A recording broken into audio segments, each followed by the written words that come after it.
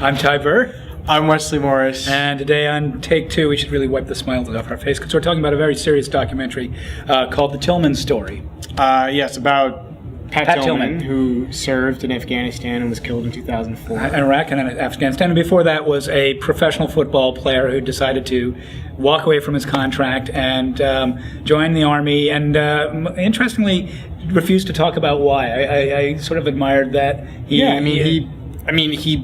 didn't want to not serve, so he served. But he also didn't want his decision to be turned into this patriotic narrative. The thing that it became. Right, after he was killed. After he was killed, and the film, which is directed by an Israeli director, Amir Bar-Lev, who is about the cover-up after he died, that his family, and in particular his mother, Danny, sort of penetrate over the course of the years, finding out how the Department of Defense essentially lied about his death, which was not a heroic saving of people during an ambush for which he was awarded a posthumous Silver Star, but in fact he was killed by members of his own unit by mistake in a friendly fire incident that sort of gets worse and worse the more you find out about it. I mean, friendly fire is sort of trigger happy, a catch-all. Yeah. I mean, it's not. I mean, the amazing thing about this movie to me is that the trailer has a really good tagline. It's obviously not in the movie. It's they picked the wrong family to hang this story, to hang this lie on.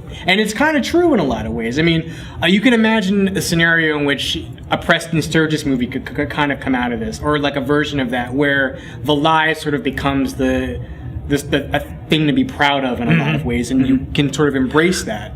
But this family, on the other hand, it was sort of the immoral part was that it was exactly what their son didn't want to happen. Exactly what he did, and what nobody in the family wanted him to be used as a propaganda chip. Right. And it's about them reclaiming their son. And one of the neat things about the movie is that it really works in a way as this sort of procedural mystery where you are discovering as you're going along, as the director talks to his fellow soldiers in his unit to find out exactly what happened. So talks to members of the extended family, and it culminates in a really kind of upsetting House committee. It's more than it's infuriating. In which Donald Rumsfeld and company really basically say that the memo that they saw that they didn't see. It's a very Rumsfeldian way to put it.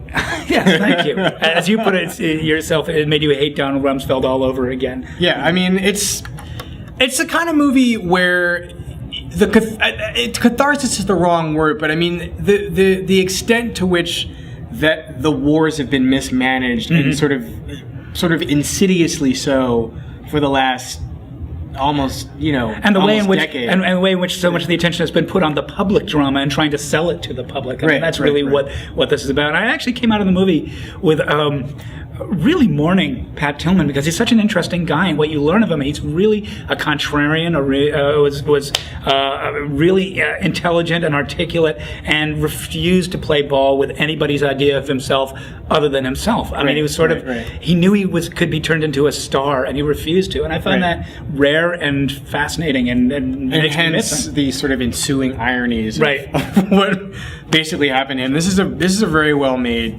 movie, and it hits all the sort of good dramatic notes and all the